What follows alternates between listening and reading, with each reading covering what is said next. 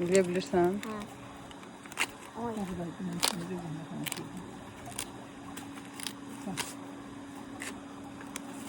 Maşallah, boldur qarğıdalı. İndi bunu közdə deyəcəksiniz, sən sonra Suda. suda. Əvvəlcə suyu qaynadırıq, sonra qardıqalını atırıq. Əvvəl suyu bütün bir yerdə atanda dadsız olur. Xalam başqa metod dedi.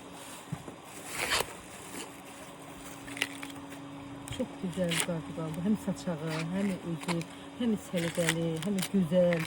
Qardıqalın da olanda nə olar? Gərək hər şey gözəl olsun.